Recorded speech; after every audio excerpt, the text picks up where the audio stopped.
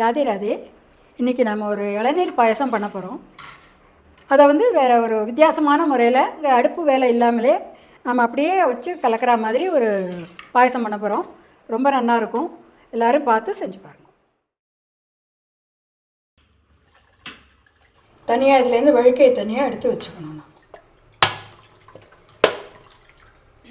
இது 3 இளநீர் ஒரு தேங்காயோட 4மா சேர்ந்தது.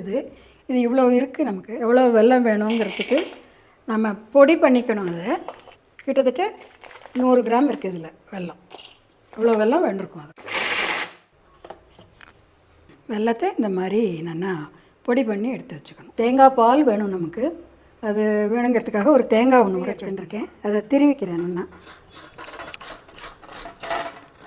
தேங்காயை கத்தியால் கட் பண்ணி அதை வந்து இதில் மிக்சியில் போட்டு அரைச்சி அதை வந்து தேங்காய் திருவல் மாதிரி பண்ணுறா. பட் அந்த காலத்துலலாம் நாங்கள் எல்லோரும் இது மாதிரி தான் ஒரு திருவிழா ஒன்று வச்சுண்டு கீழே தானே ஒரு தட்டோ இந்த மாதிரி முறமோ வச்சுண்டு அதில் இந்த மாதிரி திருவோம். இது எங்களுக்கெல்லாம் என்னமோ இது ரொம்ப ஈஸியாக இருக்கா மாதிரி இருக்குது. அதை விட இதில் உனக்கு பூவாக இருக்கும். ரொம்ப நல்லாயிருக்கும். இது கறிக்கு போட்டாலும் சரி, வேறு என்ன பண்ணாலும் இதில் இந்த மாதிரி திருவல் ரொம்ப நல்லாயிருக்கும். அதில் எப்படி பூவாக எப்படி இருக்கு பாருங்கள். இந்த திருவின தேங்காய் மிக்சியில் போட்டுட்டு அதில் கொஞ்சமாக இளம் வெந்நீராக விட்டாலும் நல்லா தேங்காய் பால் வரும். அப்படி இல்லைன்னா கொஞ்சம் ஜலத்தை விட்டுட்டு அது நல்லா அரைக்கணும். அரைச்சிட்டு அதை எடுத்துட்டு முதல் பால் எடுத்துட்டு தனியாக வச்சுட்டு அடுத்தாப்பில் இன்னொரு தரம் ஜலம் விட்டு 2ஆம் பால் எடுத்து வச்சுக்கலாம். அதுக்கு மேலே வேண்டாம். தேங்காயை இந்த மாதிரி ஒரு வடிகட்டிலையோ இல்லைனாக்கா ஒரு துணி இருந்ததுனாக்கா வெள்ளை துணியில் இதை விட்டு அதை அமுக்கினேன்னா இதை ப்ரெஸ் பண்ணேன்னா இதுலேருந்து கீழே வடிஞ்சிரும். துணியிலன்னா அதில் போட்டு நல்லா நீங்கள் வந்து புழிஞ்சேல்னாக்கா இந்த தேங்காய் பால் ஃபஸ்ட்டு தேங்காய் பால் நல்லா கெட்டியாக வந்துடும். இந்த முதல் பால் தான் இளநீர் பாயசத்துக்கே ரொம்ப டேஸ்ட்டு கொடுக்குறது. அதனால் இந்த முதல் பாலை நல்லா வடிகட்டி எடுத்து வச்சுட்டு முதல் பால் இந்த மாதிரி திக்காக இருக்கும். அது விளையர்னு நல்லாயிருக்கும். 2வது பால் எடுக்கிறதுக்காக புழிஞ்ச இந்த தேங்காயை மிக்சியில் போட்டுக்கலாம். நம்ம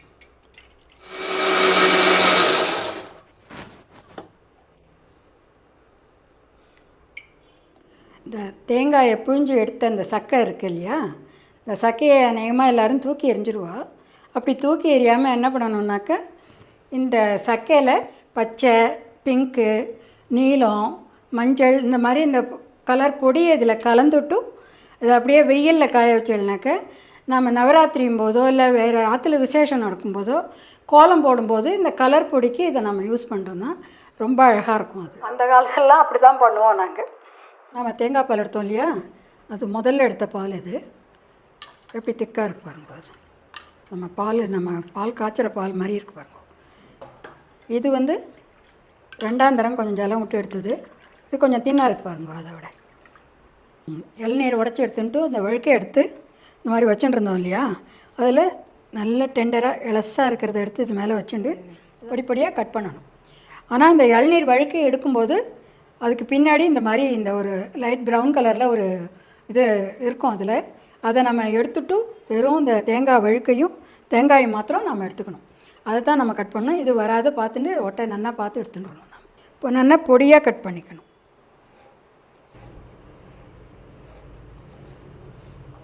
இந்த வழுக்கை எடுத்ததுக்கப்புறம் பின்னாடி கொஞ்சம் கனமாக இருக்கிற அந்த தேங்காயை வந்து இளநீர்லேருந்து எடுத்த அந்த தேங்காயை நம்ம இந்த மாதிரி மிக்சியில் கையால் பிச்சு போட்டுண்டு அதில் கொஞ்சம் இளநீரை விட்டு அது நல்லா அரைச்சிக்கணும். அதை நாம் ஏன்னா அந்த பாயசத்துக்கு ஒரு கன்சிஸ்டன்சி கொடுக்கறதுக்காக இந்த மாதிரி இந்த தேங்காயை அரைச்சி அந்த இளநீரில் அதை கலக்க போகிறோம். வழுக்கையில் கொஞ்சமும் அரைச்சது இந்த மாதிரி விழுது மாதிரி வரும் உங்களுக்கு. இப்போ இந்த இளநீர் எடுத்து வச்சுருக்கோம் இல்லையா, அந்த இளநீரில் இந்த அரைச்சி வச்சுருக்கிற இந்த வெள்ளை பொடியை போடணும். அவாவா திதிப்பு எவ்வளோ வேணுமோ அதுக்கு தகுந்த மாதிரி நம்ம போட்டுக்கலாம். அதை போட்டு அப்புறம் நீங்கள் டேஸ்ட்டு பார்த்துட்டு வேணும்னா இன்னும் கொஞ்சம் வேணுன்னா போட்டுக்கலாம். வெல்லம் நல்லா கரைஞ்சிடும். அதுக்கு தான் பொடியாக பண்ணிகிட்டு இருக்கோம். இருந்தாலும் நல்லா அதில் மசிச்சு விடுற மாதிரி விட்டு இதில் இந்த கரண்டியால் 3 கரண்டி போட்டிருக்கேன். அப்புறம் வேணும்னா போட்டுக்கிறதுக்கு இன்னும் கொஞ்சம் வெல்லத்தை கையில் வச்சுட்டுருக்கேன். இப்போ வந்து இந்த தேங்காய் பால் இருக்குது இல்லையா, இது வந்து இந்த பாயசம் அடுப்புலையே வைக்காமல் நம்ம அப்படியே கலந்து அப்படியே சாப்பிட்ற இளநீர் பாயசம் இது.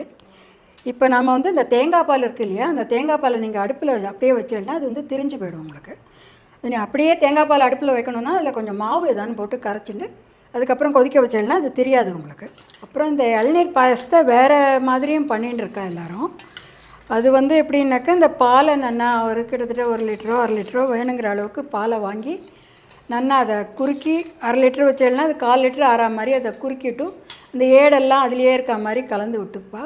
அதுக்கப்புறம் அதுக்கு ஸ்வீட் வேணுங்கிறதுக்கு சர்க்கரை கொஞ்சம் போட்டுண்டு அதோட இந்த கண்டென்ஸ்டு மில்க் இருக்குது இல்லையா, அந்த கண்டென்ஸ்டு மில்க்கும் அதுக்கு வேணுங்கிற ஸ்வீட்டுக்கு தகுந்த மாதிரி அதில் விட்டு கலந்துன்ட்டுனா அதுக்கப்புறம் இந்த இளநீர் இந்த அரைச்சி வச்சுட்டுருக்கிற இந்த விழுதையும் அதில் விட்டு நன்னா அதை கலந்து அது கிட்டத்தட்ட உங்களுக்கு பால் பாயசம் மாதிரி இருக்கும்னு வச்சுக்கோங்களேன்.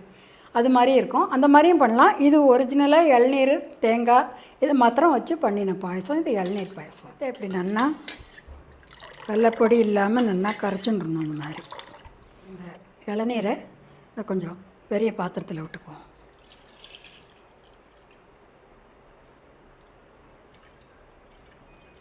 அப்புறம் இந்த முதல் தேங்காய் பால் இருக்கு இல்லையா, அதையும் இதில் விட்டுக்குவோம். நம்ம கன்சிஸ்டன்சியை பார்த்துட்டு 2வது பாலை நம்ம வேணுங்கிறதுக்கு விட்டுக்கலாம். இப்போ இந்த இளநீரையும் இந்த தேங்காய் வழுக்கையும் அரைச்சி வச்சுருந்தோம் இல்லையா, அந்த விழுதை இதில் சேர்க்கலாம்.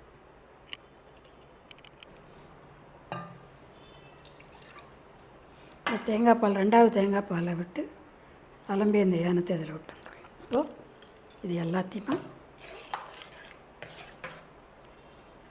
எல்லாமே போட்டு நல்லா கலந்தாச்சு. திக்காலாம் இருக்காது. இது நம்ம வந்து ஜூஸ் குடிக்கிற மாதிரி அதை விட இன்னும் கொஞ்சம் திக்காக இருக்குமே தவிர ரொம்பலாம் நம்ம பாயசம் அடுப்பில் வச்சு காய்ச்சிற மாதிரி அப்படி இருக்காது. இது வேணால் பட் 100% நேச்சுரல்.